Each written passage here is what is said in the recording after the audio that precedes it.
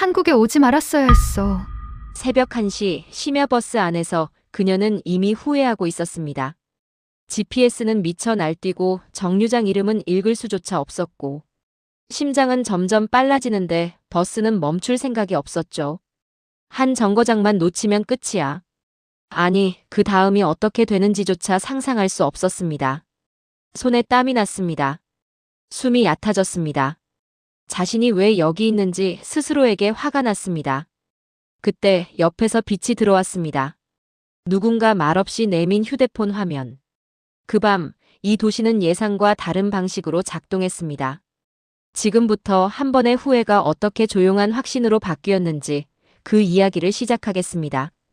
그 전에 잠깐 이야기를 시작하기 전에 구독과 좋아요 눌러주시면 정말 감사하겠습니다. 어디에서 듣고 계신지도 댓글에 남겨주시고 함께 해주세요. 저는 에밀리입니다.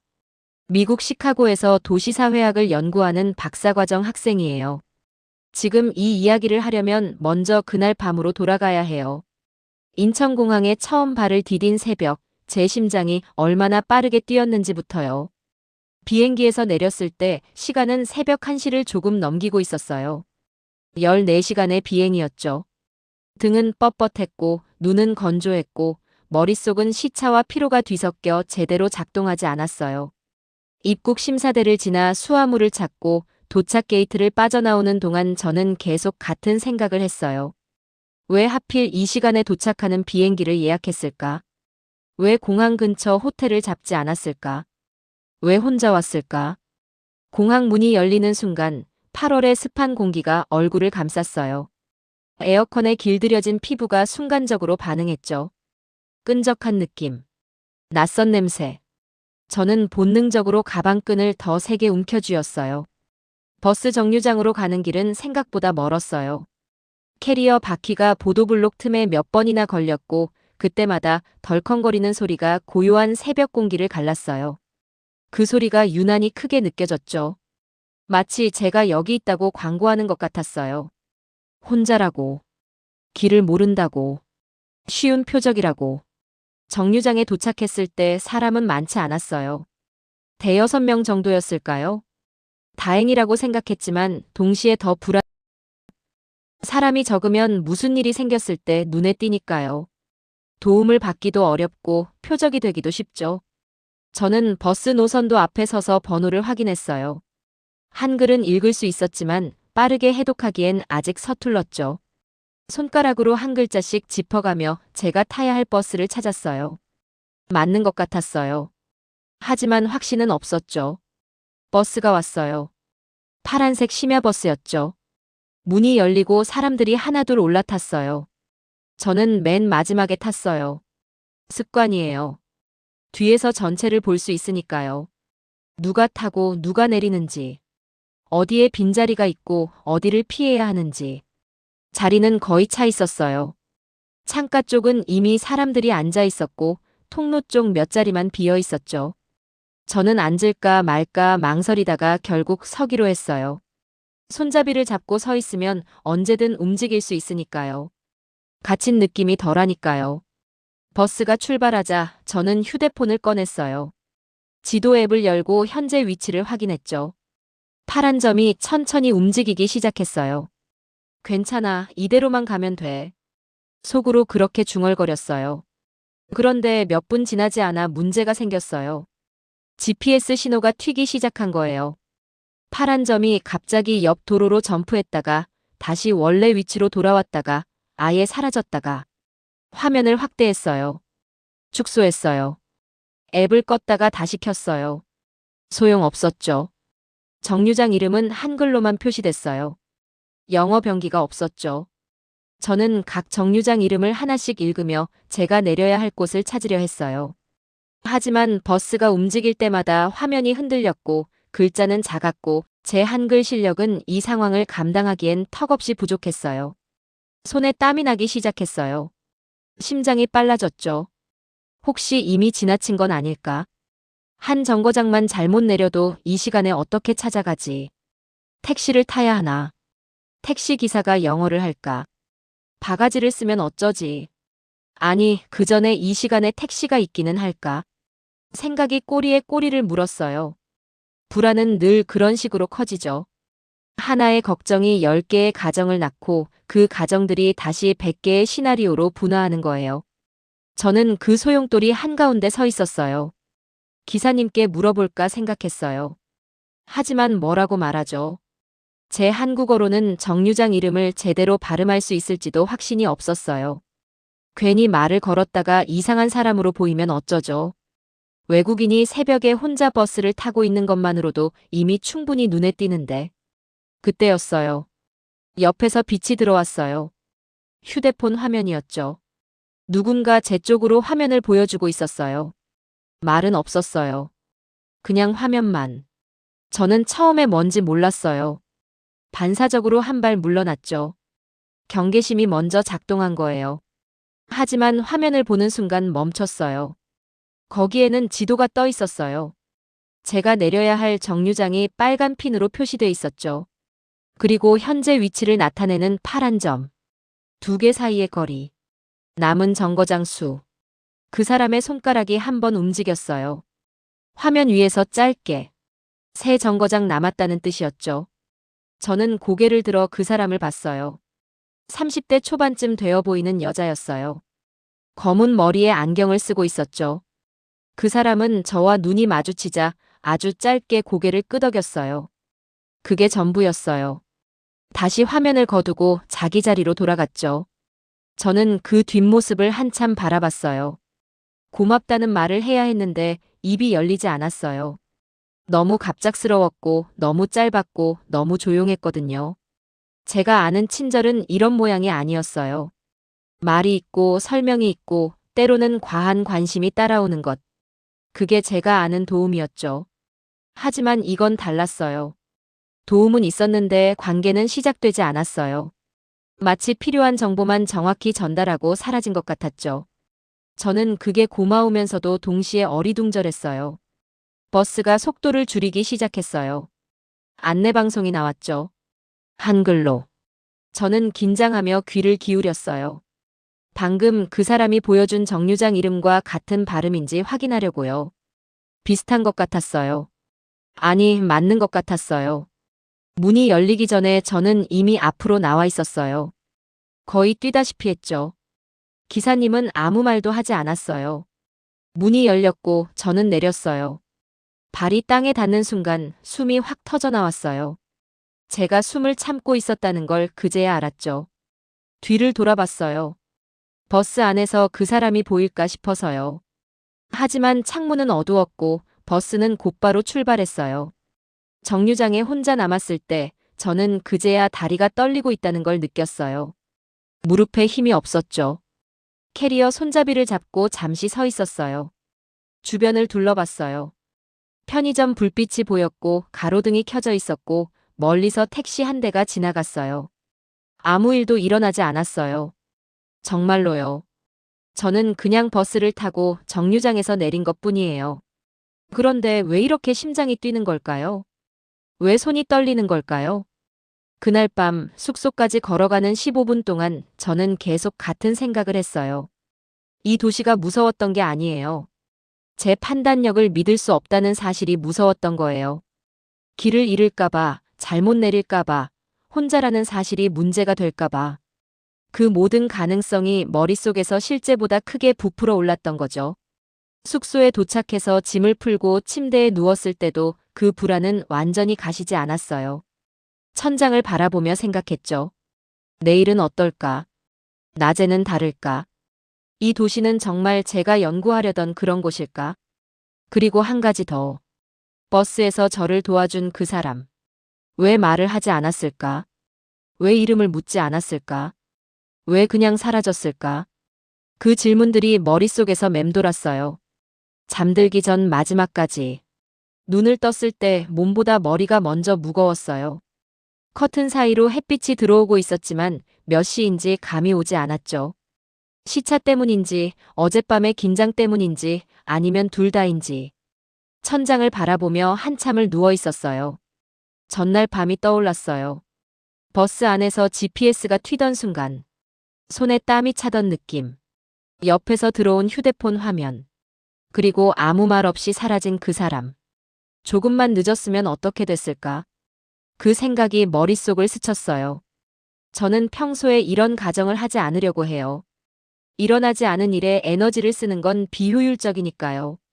연구자로서 훈련받은 습관이죠. 하지만 그날 아침은 달랐어요.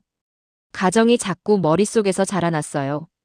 만약 그 사람이 없었다면, 만약 한 정거장을 지나쳤다면, 만약 이 도시가 제가 생각한 것과 다르다면, 침대에서 일어나 샤워를 했어요.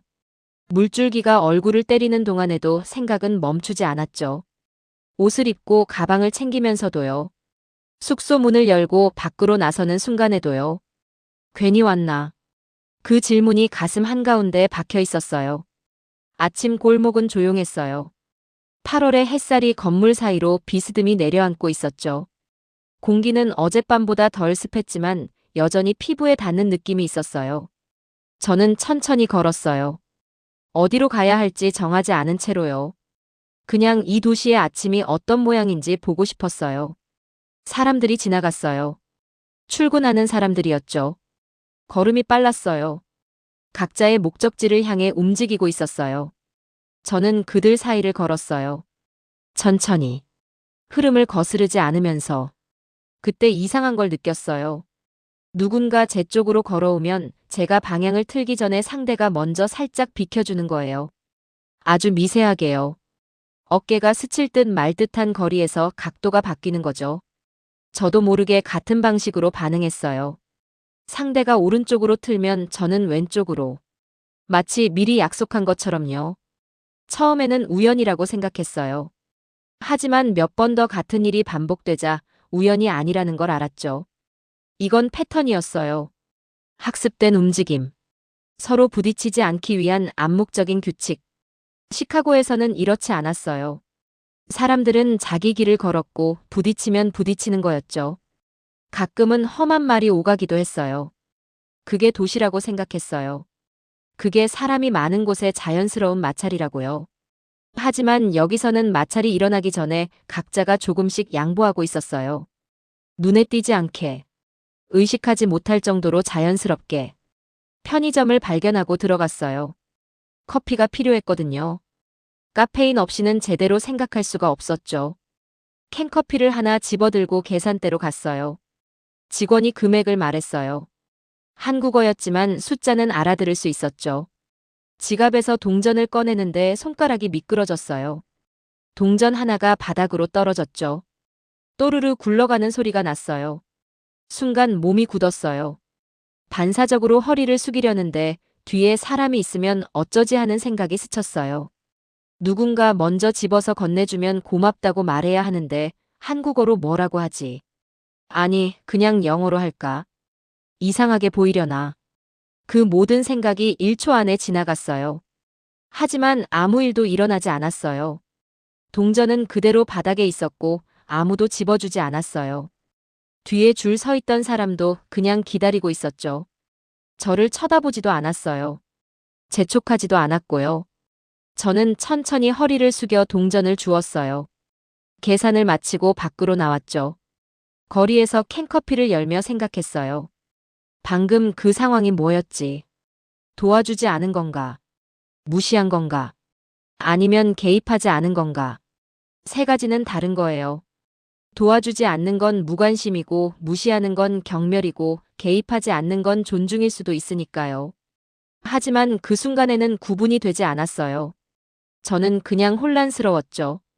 어젯밤 버스에서의 경험이 다시 떠올랐어요. 그때도 비슷했어요. 도움은 있었는데 관계는 남지 않았죠. 그 사람은 제 이름을 묻지 않았어요. 어디서 왔는지, 왜 이 시간에 혼자 있는지도요. 그냥 필요한 정보만 보여주고 사라졌어요. 고맙다고 말할 틈도 없었어요. 아니, 솔직히 말하면 고맙다는 말이 필요했는지도 모르겠어요. 그 사람에게는요. 제가 고마워하든 말든 상관없다는 듯이 행동했으니까요.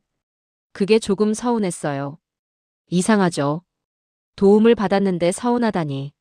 하지만 그랬어요. 저는 연결을 기대했던 것 같아요. 도움을 주고받으면 뭔가가 생기잖아요. 감사와 미안함, 그리고 아주 작은 유대 같은 거요. 그런데 여기서는 그게 없었어요. 커피를 마시며 걸었어요. 아침 햇살이 점점 강해지고 있었죠. 땀이 나기 시작했어요. 저는 그늘을 찾아 건물 옆으로 붙었어요. 그 순간 뒤에서 걸어오던 사람이 제 옆을 지나갔어요. 스치듯이. 어깨가 닿을 듯 말 듯한 거리에서요. 하지만 닿지는 않았죠. 그 사람도 살짝 각도를 틀었으니까요. 또 같은 패턴이었어요. 저는 걸음을 멈추고 주변을 둘러봤어요. 사람들이 움직이고 있었어요. 각자의 방향으로, 각자의 속도로. 하지만 아무도 부딪히지 않았어요. 아무도 멈추지 않았고요. 마치 잘 짜인 안무를 보는 것 같았어요. 모두가 자기 파트를 알고 있는. 이 도시 원래 이런 건가요? 질문이 입 안에서 맴돌았어요. 물어볼 사람이 없었죠. 혼자였으니까요. 저는 빈 커피캔을 쓰레기통에 버리고 다시 걷기 시작했어요. 불안은 어젯밤보다 줄어들어 있었어요. 낮이니까요. 사람이 많으니까요. 하지만 대신 다른 감정이 자리를 채우고 있었어요. 뭐라고 해야 할까요? 거리감. 이 도시와 저 사이에 보이지 않는 막이 있는 것 같은 느낌이요. 사람들은 친절하지 않은 게 아니었어요. 불친절한 것도 아니었고요. 그냥 가까이 오지 않았어요. 물리적으로도 감정적으로도. 적당한 거리를 유지하면서 각자의 일을 하고 있었죠. 저는 그게 익숙하지 않았어요. 미국에서는 낯선 사람이 말을 거는 게 흔해요. 버스에서, 카페에서, 거리에서. 가끔은 귀찮기도 하지만 그게 도시의 온기라고 생각했거든요. 여기서는 그 온기가 느껴지지 않았어요. 차갑다고 해야 할까요? 아니, 그것도 정확한 표현은 아닌 것 같아요. 차가움에는 의도가 있잖아요. 여기는 그냥 중립적이었어요. 제가 있든 없든 상관없다는 듯이요. 점심때가 되자 배가 고파졌어요. 근처에서 식당을 찾았어요. 작은 김밥집이었죠. 문을 열고 들어가자 직원이 한마디 했어요. 아마 어서 오세요 같은 인사였을 거예요. 저는 어색하게 고개를 숙이며 메뉴판을 봤어요. 주문을 하고 자리에 앉았어요. 음식이 나올 때까지 저는 창밖을 바라봤어요. 사람들이 지나가고 있었어요. 여전히 부딪히지 않으면서요. 여전히 적당한 거리를 유지하면서요. 그 거리가 낮에도 유지되는지 확인해야겠다고 생각했어요. 아침에 느낀 게 우연인지 아니면 이 도시의 본질인지. 저는 연구자니까요. 가설을 세웠으면 검증해야 하잖아요. 김밥이 나왔어요. 한 입 베어 물며 생각했죠. 이 도시는 어젯밤의 심야버스 같은 건지도 몰라요. 도움은 있지만 관계는 없는. 안전하지만 따뜻하지는 않은. 아직 판단하기엔 일렀어요. 하루밖에 안 됐으니까요. 하지만 첫인상은 그랬어요. 조금 외로웠어요. 혼자인 게 아니라 혼자여도 괜찮은 것처럼 취급받는 게요. 점심을 먹고 나서 저는 일부러 사람이 많은 곳으로 갔어요. 연구자의 습관이죠. 가설을 세웠으면 검증해야 하니까요. 아침에 느낀 그 거리감이 진짜인지 아니면 제 착각인지 확인하고 싶었어요. 붐비는 곳에서는 사람의 본성이 더 잘 드러나요. 여유가 없을 때, 공간이 부족할 때, 서로의 영역이 겹칠 때. 그럴 때 사람들이 어떻게 반응하는지 보면 그 사회의 민낯을 알 수 있죠. 저는 그걸 보고 싶었어요. 지하철역으로 내려갔어요. 오후 2시쯤이었죠. 출퇴근 시간은 아니었지만 그래도 사람은 꽤 있었어요. 승강장에 서서 주변을 둘러봤어요. 사람들이 줄을 서 있었어요. 정확히 말하면 줄이라기보다는 흩어져 서 있었는데 그 흩어짐에도 패턴이 있었죠. 문이 열릴 위치를 중심으로 양쪽에 나뉘어 서 있었어요. 가운데는 비어 있었고요. 시카고 지하철에서는 본 적 없는 광경이었어요. 거기서는 문이 열리면 먼저 타려는 사람과 내리려는 사람이 뒤엉켜요. 가끔은 밀치기도 하고 짜증 섞인 한숨이 오가기도 하죠. 그게 자연스러운 거라고 생각했어요. 사람이 많으면 부딪히는 거라고요. 열차가 들어왔어요. 바람이 불면서 머리카락이 날렸죠. 문이 열리는 순간 저는 긴장했어요. 밀릴 각오를 했거든요. 하지만 밀리지 않았어요. 사람들이 움직이기 시작했는데 그 움직임이 이상할 정도로 부드러웠어요. 내리는 사람들이 먼저 나왔어요. 양쪽에 서 있던 사람들은 그 흐름이 끝날 때까지 기다렸죠. 아무도 끼어들지 않았어요. 아무도 재촉하지 않았고요. 내리는 흐름이 끝나자 타는 흐름이 시작됐어요. 역시 부딪힘 없이. 마치 두 개의 물줄기가 서로를 피해 흐르는 것 같았어요. 저는 그 흐름에 섞여 열차에 올랐어요. 객차 안은 꽤 차 있었어요. 빈자리는 없었고 손잡이를 잡고 서 있는 사람들이 여럿 있었죠. 저도 손잡이를 잡았어요. 그리고 주변을 살폈어요. 공간은 분명히 좁았어요. 사람과 사람 사이의 거리가 30cm도 안 되는 곳이 있었죠. 그런데 이상했어요. 좁은데도 갇힌 느낌이 들지 않았어요. 누군가의 숨이 직접 닿는 느낌, 체온이 전해지는 느낌, 그런 게 없었거든요. 자세히 보니까 알겠더라고요. 사람들이 서로를 피하고 있었어요. 아주 미세하게. 어깨를 살짝 틀거나 가방을 앞으로 당기거나 고개를 반대쪽으로 돌리거나 그 작은 조정들이 모여서 좁은 공간에서도 개인 영역을 만들어내고 있었죠. 의식적으로 하는 것 같지는 않았어요. 너무 자연스러웠거든요. 마치 어릴 때부터 배운 것처럼. 아니, 배웠다기보다는 체득한 것처럼요. 몸에 새겨진 규칙. 열차가 출발했어요. 흔들림에 몸이 기울었죠. 옆 사람 쪽으로 살짝 쏠렸어요. 순간 어깨가 닿을 뻔했는데 그 사람이 먼저 반 발짝 물러났어요. 눈도 마주치지 않았어요. 그냥 자연스럽게 아무 일도 아니라는 듯이요. 저는 그게 신기하면서도 조금 무서웠어요. 이렇게까지 서로를 피하는 게 정상인가? 이건 배려인가 아니면 회피인가? 사람들이 서로를 싫어하는 건가? 하지만 싫어하는 것 같지는 않았어요. 표정들이 평온했거든요. 짜증도 불쾌함도 경계심도 보이지 않았어요. 그냥 각자의 일을 하고 있었죠. 휴대폰을 보거나 창밖을 바라보거나 눈을 감고 있거나. 다음 역에서 사람들이 더 탔어요. 객차가 더 붐볐죠.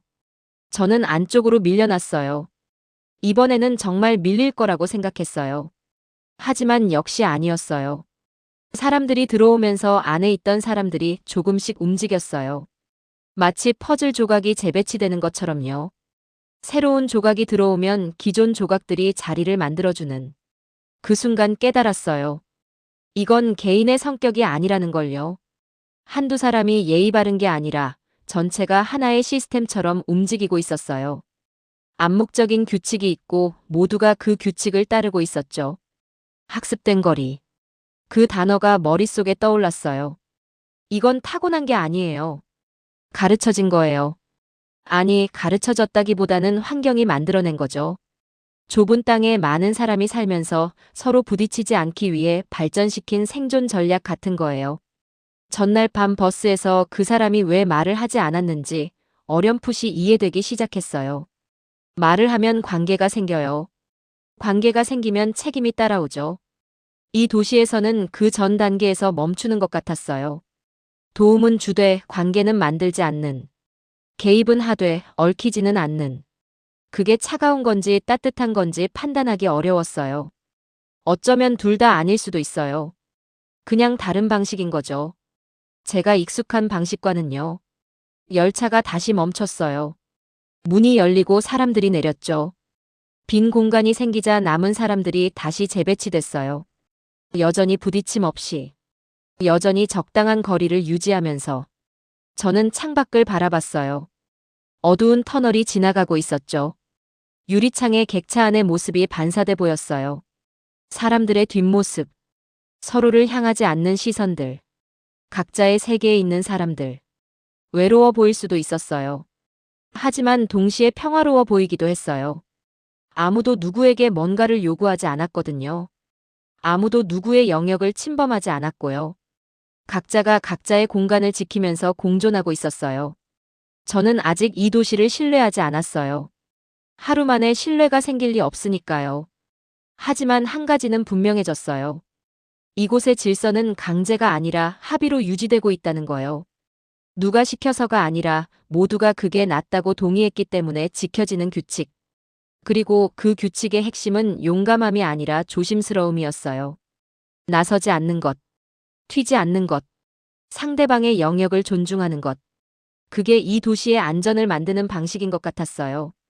열차가 제가 내릴 역에 도착했어요. 문이 열리자 저는 흐름에 따라 내렸어요. 이번에는 의식적으로 아무도 밀치지 않으려고 했어요. 제 앞사람의 속도에 맞춰 걸었죠. 신기하게도 그게 어렵지 않았어요.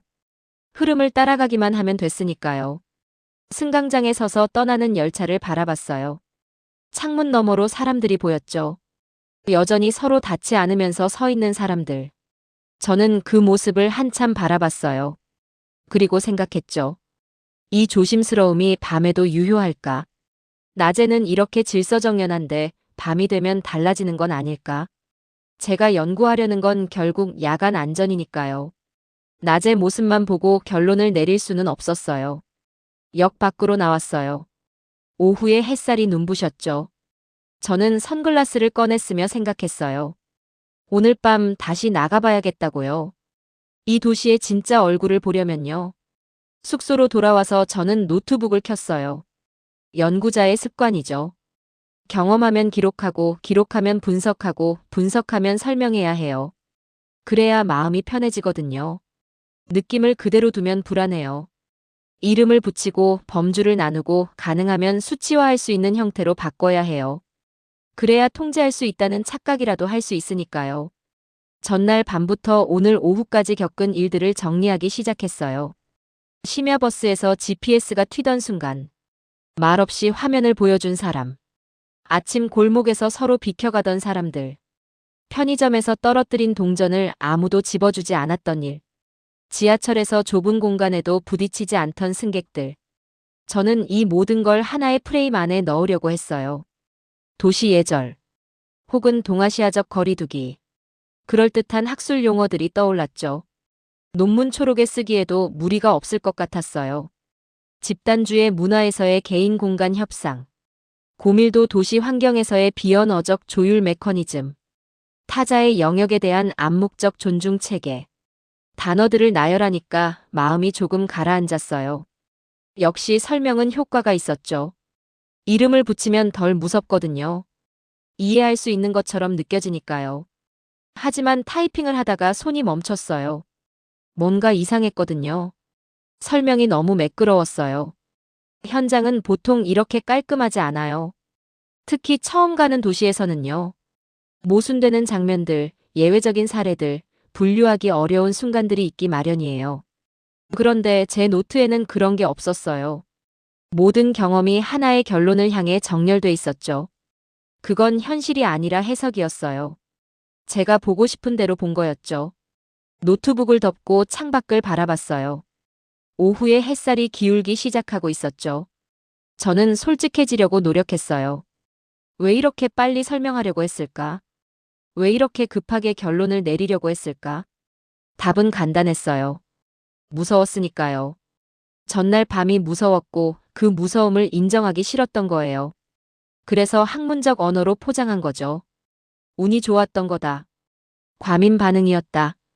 어느 도시든 비슷한 장면은 있다. 그런 식으로 합리화하면서요.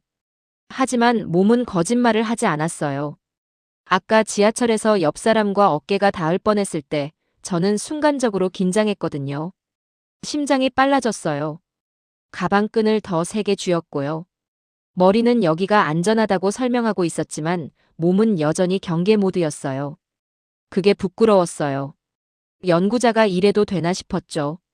객관적이어야 할 사람이 자기 불안에 휘둘리다니. 그래서 더 강하게 설명하려 들었던 것 같아요. 불안을 학문으로 덮으려고요. 창밖을 보니까 사람들이 움직이고 있었어요. 퇴근 시간이 다가오는 것 같았죠. 걸음이 빨라지고 있었어요. 목적지가 분명한 사람들. 각자의 하루를 끝내고 집으로 향하는 사람들. 저는 그 모습을 한참 바라봤어요. 시카고에서 논문 지도 교수님이 해주신 말씀이 떠올랐어요. 현장에서 불편함을 느끼면 그걸 기록하라고요. 불편함은 선입견이 깨지는 순간이고 그 순간이야말로 연구의 시작점이라고요. 저는 지금 불편했어요. 하지만 그 불편함을 분석하기보다 덮으려고 했죠. 연구자답지 않았어요. 문득 이런 생각이 들었어요. 만약 문제가 생긴다면 내가 쓴 이 설명들이 나를 지켜줄까? 도시 예절이라는 단어가 비언어적 조율, 메커니즘이라는 개념이 실제로 무슨 일이 벌어졌을 때 방패가 되어줄까? 대답할 수 없었어요. 학자의 언어는 그 질문 앞에서 유난히 무력했죠. 저는 노트북을 다시 열었어요. 아까 쓴 내용을 읽어봤죠. 그럴듯해 보였어요. 학회에서 발표해도 될 것 같았어요. 하지만 동시에 공허했어요. 이 단어들 사이에 제 불안이 빠져 있었거든요. 제가 정말로 느낀 것들이요. 그래서 새로운 문단을 시작했어요. 이번에는 학술적으로 쓰지 않기로 했죠. 그냥 솔직하게요. 어젯밤 나는 무서웠다. 버스에서 길을 잃을까봐 무서웠고 혼자라는 게 문제가 될까봐 무서웠다. 누군가 말없이 도와줬을 때 고마우면서도 혼란스러웠다. 왜 이름을 묻지 않았을까? 왜 관계를 만들지 않았을까? 그게 이 도시의 방식인 건지 아니면 나를 거부한 건지 아직 모르겠다. 쓰고 나니까 조금 나아졌어요. 설명하지 않아도 되는 문장들. 분석하지 않아도 되는 감정들. 그냥 있는 그대로의 기록. 하지만 그걸로 연구가 끝나는 건 아니었어요. 느낌은 느낌이고 검증은 검증이니까요. 저는 아직 이 도시를 판단할 재료가 부족했어요. 낮에 본 것만으로는 충분하지 않았죠. 저녁이 다가오고 있었어요. 창밖에 햇살이 점점 붉어지고 있었죠. 사람들의 그림자가 길어졌어요. 퇴근길 인파가 거리를 채우기 시작했어요. 저는 결심했어요. 나가야겠다고요. 사람들 틈으로. 가장 붐비는 시간대로. 내가 세운 가설이 얼마나 쉽게 흔들리는지 확인하러요. 밖으로 나갔어요. 숙소 근처 큰 사거리로 향했죠. 걸어가는 동안 공기가 달라지는 걸 느꼈어요. 낮에 습함이 가시고 저녁 바람이 불기 시작했죠. 사람들의 옷차림도 달라져 있었어요. 정장 차림의 직장인들, 교복을 입은 학생들, 장바구니를 든 주부들. 하루의 끝을 향해 움직이는 사람들이었어요. 횡단보도 앞에 사람들이 모여 있었어요. 신호를 기다리고 있었죠. 저도 그 사이에 섰어요. 일부러 가장자리가 아니라 한가운데로요. 사람들이 가까웠어요. 어깨가 거의 닿을 것 같았죠. 숨소리가 들릴 것 같았어요. 저는 긴장했어요. 손에 땀이 났죠. 가방 끈을 쥔 손가락에 힘이 들어갔어요. 하지만 아무 일도 일어나지 않았어요. 사람들은 각자의 휴대폰을 보거나 앞을 바라보거나 옆 사람과 조용히 대화하고 있었죠. 누구도 저를 신경 쓰지 않았어요. 누구도 제 공간을 침범하지 않았고요. 신호가 바뀌었어요. 사람들이 움직이기 시작했죠. 저도 따라 걸었어요. 흐름에 섞여서요. 앞사람의 속도에 맞춰서요. 역시 부딪히지 않았어요. 아무도 밀치지 않았고요. 횡단보도를 건너면서 생각했어요. 이게 진짜인 건가? 이렇게까지 질서정연한 게 가능한 건가? 아니면 내가 아직 진짜 혼잡을 못 본 건가? 반대편 인도에 도착했을 때 해가 거의 지고 있었어요. 하늘이 주황색에서 보라색으로 바뀌고 있었죠. 가로등이 하나둘 켜지기 시작했어요. 밤이 오고 있었어요. 저는 돌아가지 않기로 했어요. 조금 더 걸어보기로요. 이 설명이 무너지는 순간을 찾을 때까지요. 아니면 무너지지 않는다는 걸 확인할 때까지요. 시험은 늘 예상보다 단순한 순간에 찾아와요. 거창한 무대가 아니라 일상의 틈에서. 준비하지 않은 순간에. 그날도 그랬어요. 퇴근 시간이 본격적으로 시작되고 있었어요. 거리의 밀도가 눈에 띄게 높아졌죠. 아까 횡단보도에서 본 것보다 훨씬 많은 사람들이 움직이고 있었어요. 지하철역 입구에서 쏟아져 나오는 인파, 버스 정류장으로 향하는 줄, 골목으로 흩어지는 발걸음들. 도시 전체가 하나의 방향으로 흐르는 것 같았어요. 집으로. 저는 그 흐름에 섞여 걸었어요. 일부러 벗어나지 않았죠. 설명이 맞는지 확인하고 싶었거든요. 낮에 세운 가설, 학습된 거리, 암묵적인 조율. 그게 이 혼잡 속에서도 유지되는지 보고 싶었어요. 큰 사거리를 지나 번화가 쪽으로 걸었어요. 상점들이 늘어선 거리였죠. 퇴근길 사람들과 쇼핑하러 나온 사람들이 뒤섞여 있었어요. 걸음의 속도가 제각각이었죠. 빠르게 지나가는 사람, 천천히 윈도우 쇼핑하는 사람, 갑자기 멈춰서 휴대폰을 확인하는 사람. 이런 환경에서는 충돌이 일어나기 쉬워요. 속도 차이가 마찰을 만들거든요. 시카고에서는 이런 상황에서 종종 짜증 섞인 한숨이나 혀 차는 소리가 났어요. 가끔은 욕설도요. 그게 자연스러운 거라고 생각했죠. 횡단보도 앞에 도착했어요. 신호를 기다리는 사람들이 이미 많이 모여 있었죠. 저는 뒤쪽에 섰어요. 앞에 있던 사람들이 조금씩 앞으로 밀려나고 있었어요. 신호가 바뀌기를 기다리며 발을 동동 구르는 사람도 있었고요. 그때였어요. 뒤에서 뭔가가 제 가방에 닿았어요. 아주 가볍게 툭 하는 느낌이었죠. 저는 반사적으로 몸이 굳었어요. 심장이 빠르게 뛰기 시작했죠. 어깨가 긴장됐고 숨이 얕아졌어요. 뒤를 돌아봤어요. 중년 남자가 서 있었어요. 정장 차림에 서류 가방을 들고 있었죠. 그의 가방이 제 백팩에 닿았던 거예요. 남자는 제가 돌아보자 아주 짧게 고개를 숙였어요. 미안하다는 뜻인 것 같았죠. 말은 없었어요. 그리고 발짝 물러났어요. 그게 전부였어요. 저는 아직 돌아본 자세에 그대로 서 있었어요. 심장은 여전히 빠르게 뛰고 있었죠. 하지만 상황은 이미 끝나 있었어요. 남자는 다시 앞을 보고 있었고 주변 사람들은 아무 일도 없었다는 듯이 각자의 위치에 서 있었어요. 아무도 저를 쳐다보지 않았어요. 아무도 무슨 일이냐고 묻지 않았어요. 남자를 향해 뭐라고 하는 사람도 없었고요. 상황이 확대되지 않았어요. 시작된 것처럼 보이지도 않았죠. 그냥 작은 접촉이 있었고 인지됐고 조정됐고 끝났어요. 신호가 바뀌었어요. 사람들이 움직이기 시작했죠. 저도 걸었어요. 다리가 조금 떨렸지만 티나지 않게 걸으려고 했어요. 횡단보도를 건너는 동안 생각이 복잡하게 돌아갔어요. 방금 뭐였지? 왜 이렇게 빨리 끝났지? 왜 아무도 반응하지 않았지? 시카고였다면 달랐을 거예요. 저라면 아마 뒤돌아서서 뭐라고 했을 거예요. 조심하세요 정도는요. 아니면 눈을 흘기거나 짜증 섞인 한숨을 내쉬거나. 상대방도 비슷하게 반응했겠죠. 미안하다고 하거나 아니면 뭘 그러냐는 식으로 받아치거나. 어느 쪽이든 상황이 잠깐은 이어졌을 거예요. 감정이 표출되고 해소되고 그 다음에야 끝나는 방식으로요. 하지만 여기서는 달랐어요. 감정이 표출되기 전에 조정이 일어났어요. 문제가 커지기 전에 축소됐죠. 마치 면역 시스템이 염증을 일으키기 전에 침입자를 처리하는 것처럼요. 반대편 인도에 도착해서 잠시 멈췄어요. 숨을 고르며 방금 일어난 일을 정리하려고 했죠. 그때 깨달았어요.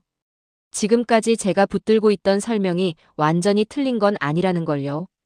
하지만 방향이 달랐어요. 저는 이 도시의 질서가 문제를 막기 위한 구조라고 생각했어요. 충돌이 일어나지 않도록 미리 방지하는 시스템이라고요. 하지만 아니었어요. 충돌은 일어났어요. 방금처럼요. 가방이 닿았고 접촉이 있었고 불쾌함이 생길 수 있는 순간이었죠.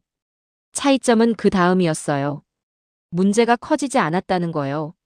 확대되지 않았어요. 양쪽 다 한 발짝씩 물러났고 그걸로 끝이었죠. 감정을 표출할 필요가 없었어요. 사과를 요구할 필요도 정당화할 필요도요. 모든 게 말없이 처리됐어요.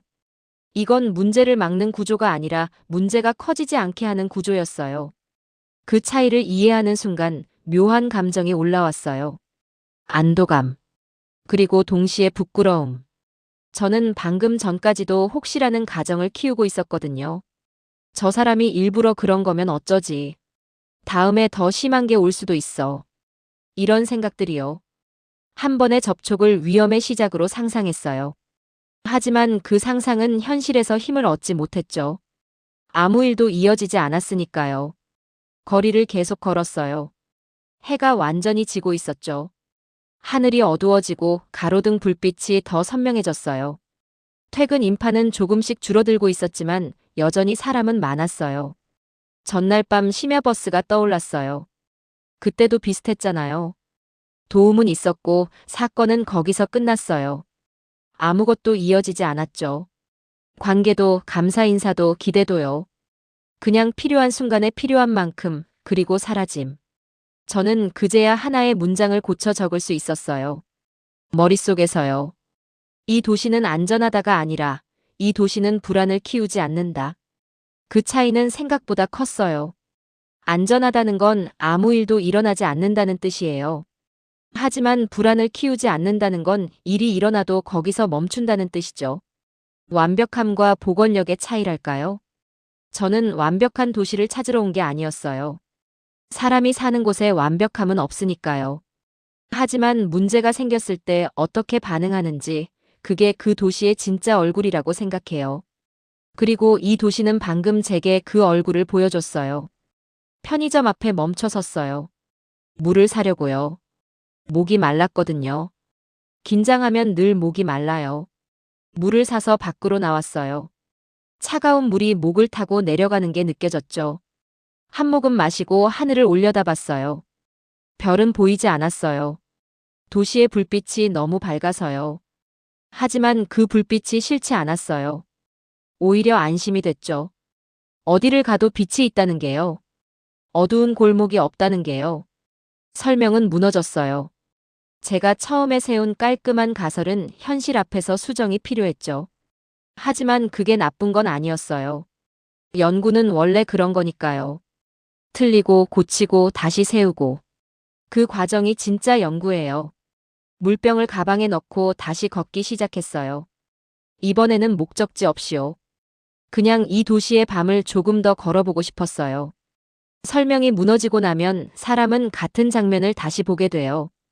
이번에는 다른 눈으로요. 저는 계속 걸었어요. 숙소로 돌아가지 않고요. 방금 고쳐 쓴 문장이 머릿속에서 맴돌았어요. 이 도시는 불안을 키우지 않는다. 그 말이 밤에도 유효한지 확인하고 싶었거든요. 밤 9시가 넘어가고 있었어요. 퇴근 인파는 거의 사라졌지만 거리는 여전히 밝았어요. 상점들의 조명, 가로등, 편의점에서 새어나오는 불빛. 어둠이 내려앉을 틈이 없었죠.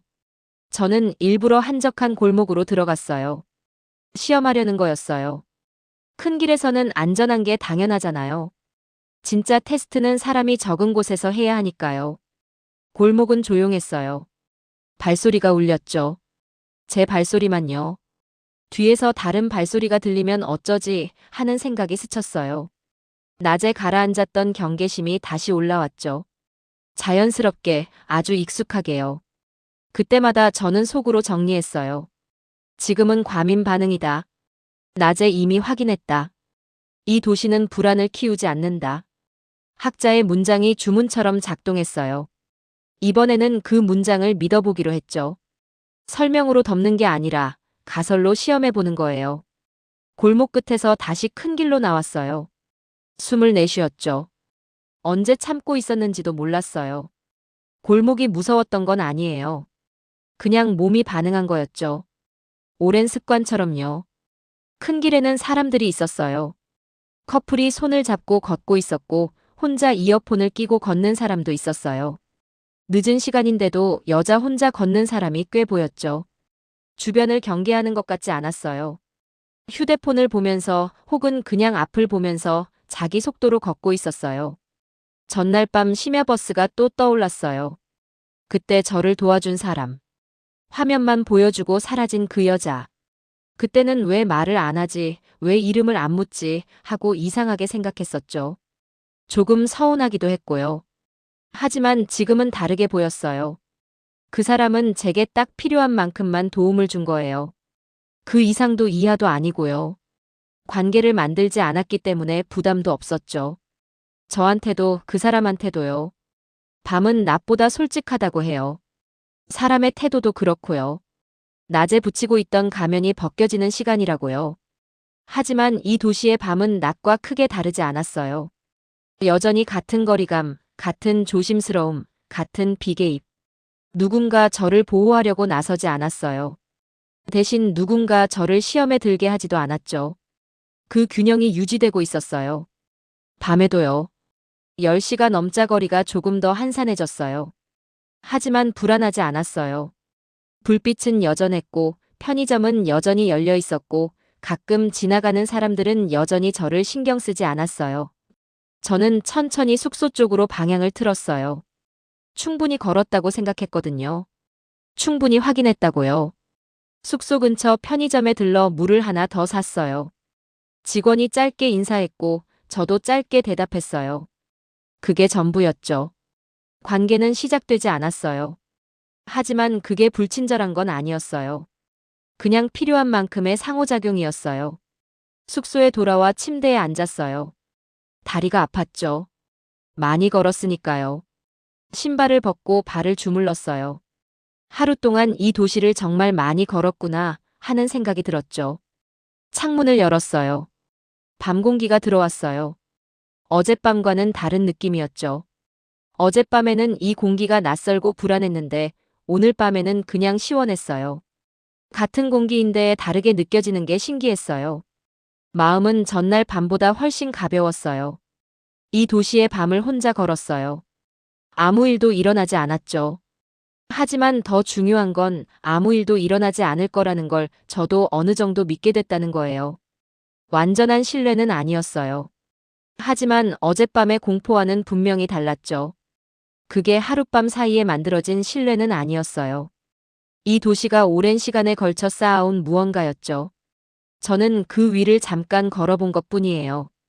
그리고 이제 이 도시를 다른 곳들과 비교해 볼 준비가 된 것 같았어요. 비교는 늘 뒤늦게 찾아와요. 지금 보고 있는 장면이 아니라 이미 지나온 장면들이 갑자기 말을 걸어올 때요. 침대에 누워 천장을 바라보다가 저는 다른 도시들의 밤을 떠올렸어요. 연구 때문에 다녀온 곳들이요. 혼자 걸었던 거리들. 그때의 감각들이 하나씩 올라왔죠. 로마에서의 밤이 먼저 떠올랐어요. 늦은 시간에 숙소로 돌아가는 길이었죠. 골목에서 남자 2명이 다가왔어요. 웃으면서요. 어디서 왔냐고, 이름이 뭐냐고, 같이 술 마시자고. 친절한 척했지만 거리를 좁혀왔어요. 저는 웃으면서 거절해야 했죠. 화나게 하면 안 됐으니까요. 거절하는데도 에너지가 필요했어요. 표정 관리, 목소리 톤, 적당한 핑계. 숙소에 도착했을 때 진이 빠져 있었어요. 파리에서도 비슷한 일이 있었어요. 지하철에서 누군가 계속 말을 걸었죠. 처음엔 길을 물어보는 줄 알았어요. 하지만 대답을 해도 대화가 끝나지 않았어요. 어디 가냐고, 뭐 하냐고, 연락처를 달라고. 저는 이어폰을 끼고 무시했어요. 그래도 계속됐죠. 다음 역에서 내려서 다른 칸으로 옮겨야 했어요. 그런 도시들에서는 친절해도 대가가 있었어요. 도움을 받으면 관계가 시작됐고, 관계가 시작되면 기대가 생겼죠. 거절은 점점 어려워졌어요.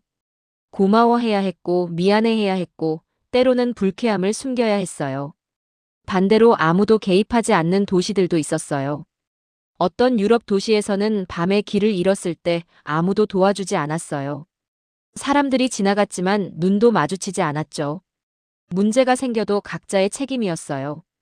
그 무관심은 자유롭기도 했지만 위험할 때는 방치가 됐어요. 서울은 그 사이 어딘가에 있었어요. 도움은 짧았어요. 필요한 만큼만. 관계는 시작되지 않았죠. 심야버스에서 저를 도와준 그 사람은 제 이름을 몰랐어요. 제 사정을 묻지 않았고요. 어디서 왔는지, 왜 이 시간에 혼자인지, 한국에는 왜 왔는지. 그런 질문 없이 그냥 화면만 보여줬어요. 그래서 더 정확하게 도와줄 수 있었는지도 몰라요. 기대가 없으니 부담도 없었죠. 저한테도 그 사람한테도요. 오늘 저녁 횡단보도에서 가방이 부딪혔을 때도 그랬어요. 상대방은 고개만 살짝 숙이고 물러났죠. 사과를 요구하지 않았어요. 설명을 요구하지도 않았고요. 그냥 거기서 끝이었어요. 이 도시에서는 좋은 사람이 되는 것보다 선을 넘지 않는 사람이 되는 게 더 중요해 보였어요.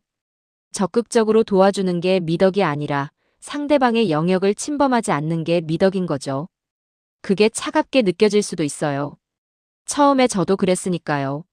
하지만 이틀을 보내고 나니 다르게 보였어요. 그게 가능하려면 개인의 성품만으로는 안 돼요.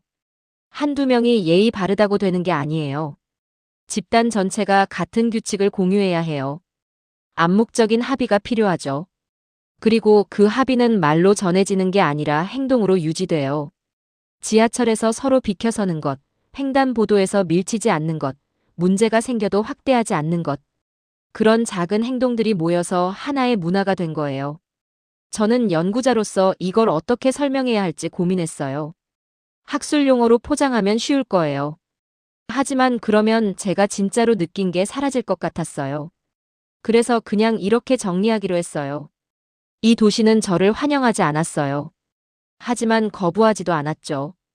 그냥 제가 있든 없든 상관없다는 듯이 흘러갔어요. 처음엔 그게 서운했어요. 하지만 지금은 알겠어요. 그게 이 도시가 저를 안전하게 해주는 방식이었다는 걸요. 관심이 없으니까 위협도 없었어요. 기대가 없으니까 실망도 없었고요. 저는 그냥 이 도시의 흐름 위에 잠깐 올라탄 거예요. 흐름은 저를 밀어내지 않았어요. 그냥 흘러갔죠. 저와 함께요. 내일이면 이 여행도 끝이에요. 짐을 싸야 하고 공항으로 가야 하고 다시 14시간을 날아가야 하죠. 하지만 이 도시에서 보낸 이틀은 오래 기억에 남을 것 같아요. 논문에 뭐라고 쓸지는 아직 모르겠어요. 하지만 개인적으로는 이미 결론이 났어요. 다음에 또 오고 싶다는 거요. 혼자서요. 여행의 마지막 날은 되게 조용해요. 확인할 건 다 확인했고 설명할 수 없는 것들도 그대로 두는 법을 배운 뒤니까요. 아침에 일어나서 짐을 쌌어요. 캐리어를 열고 옷가지를 넣으면서 이틀 전 이 가방을 끌고 공항버스 정류장을 찾아 헤매던 게 떠올랐어요. 그때는 이 캐리어 바퀴 소리가 저를 노출시키는 것 같아서 싫었어요. 지금은 그냥 캐리어 소리예요. 아무 의미 없는. 노트를 꺼내서 처음 썼던 질문을 봤어요. 한국에 온 게 잘한 일일까? 그 질문은 이제 너무 단순해 보였어요. 잘했다, 못했다로 답할 수 있는 게 아니었거든요. 저는 그 질문을 지우고 새로 적었어요. 나는 왜 그렇게 겁을 냈을까? 이 도시는 저를 용감하게 만들지 않았어요. 대신 제가 괜히 긴장하고 있었다는 사실을 조용히 보여줬죠. 위험이 없는데 위험을 상상했고 문제가 없는데 문제를 예측했어요. 그게 제 습관이었어요. 다른 도시들에서 배운 습관. 혼자 여행하는 여자로서 살아남기 위해 익힌 경계심. 하지만 여기서는 그 경계심이 과잉이었어요. 필요 이상으로 긴장했고 필요 이상으로 의심했죠. 이 도시가 제게 보여준 건 안전함이 아니라 제 불안이 얼마나 부풀려져 있었는지였어요. 숙소를 나서기 전에 창밖을 한 번 더 봤어요. 아침 햇살이 건물 사이로 내려오고 있었죠. 사람들이 출근하고 있었어요. 이틀 전에도 같은 광경을 봤어요. 그때는 낯설었는데 지금은 익숙했어요. 짧은 시간이었지만 뭔가가 달라져 있었죠. 공항으로 가는 버스를 탔어요. 이번에는 아무것도 확인하지 않았어요. 정류장 이름도 주변 사람도요. 그냥 앉아서 창밖을 봤어요. 몸이 먼저 알고 있었거든요. 여기서는 불안을 키울 필요가 없다는 걸요. 창밖으로 서울의 아침이 지나갔어요. 아파트 단지, 한강, 고층 빌딩들. 이틀 동안 걸었던 거리들이 버스 창문 너머로 스쳐 지나갔죠. 낯설지 않았어요. 짧은 시간이었지만 이 도시의 리듬을 조금은 알게 된 것 같았어요. 버스 안은 조용했어요.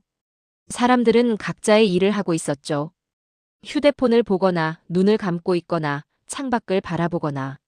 누구도 저를 쳐다보지 않았어요. 누구도 말을 걸지 않았고요. 이틀 전이었다면 그게 서운했을 거예요. 지금은 편안했어요. 누구도 저를 도와주지 않았어요. 누구도 저를 방해하지도 않았고요. 그게 이 도시의 방식이었어요. 처음엔 이해하기 어려웠지만 이제는 알겠어요. 이게 수천만 명이 좁은 땅에서 함께 살아가는 방법이라는 걸요. 공항에 도착해서 체크인을 하고 출국장으로 향했어요. 게이트 앞 의자에 앉아서 비행기를 기다렸죠. 시카고까지 14시간. 긴 비행이에요. 하지만 이상하게 지치지 않았어요. 오히려 가벼웠죠. 연구자로서 저는 이 경험을 기록할 거예요. 사람이 아니라 환경이 어떻게 행동을 바꾸는지.